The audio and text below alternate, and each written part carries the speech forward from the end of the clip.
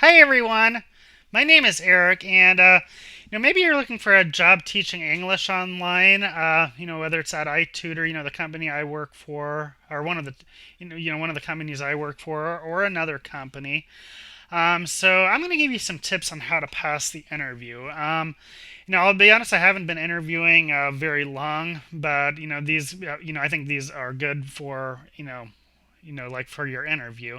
The first thing, and this is what I've noticed from a lot, cut down on incidental language when you're doing your mock session. Try not to use the words like but, like next, this we're going to talk about this, and repeat. Use TPR especially. Um, this is something even I've been teaching since January of this year, but this is something even I'm guilty of. Sometimes I forget to cut back on incidental language, so less is more. Second, remember when you're doing your interview, especially if you've had prior experience teaching English in a brick and mortar school.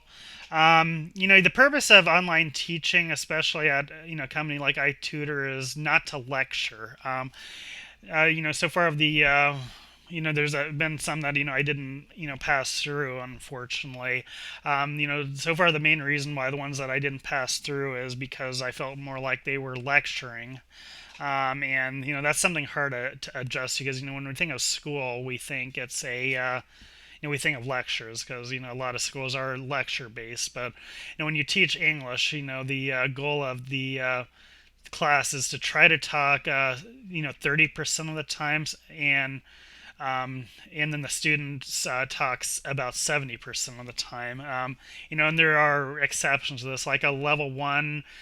It might end up being 50-50, because mostly what they're going to be doing is repeating after you. Like apple, apple, stuff like that. And then, but higher level, the higher level, the less you should be talking. And ask, also ask questions like, when I teach a low level student, if there's a picture of an apple on our slide, I don't just say this is an apple or apple. I actually say, what is it, just to see if they can answer me, because, they may actually know, and they may impress you. Assume, I like to assume at first that perhaps my students do know the answers to these. That goes with the classes I teach, and a lot of these can apply to teaching in your classroom as well, or not your class, yeah, in your teaching experience online or in your classroom. Don't assume that they've never seen it or they haven't heard it. Which can sometimes throw off your entire lesson. Unfortunately, maybe. Like you want to teach someone, this is a pen. So you want to teach them this is a pen. Maybe you want to teach them this is a blue pen. So first you want to teach them, this is a pen. So you get them to say that. So you want to get them to say that. Then you want to get them, this is a blue pen.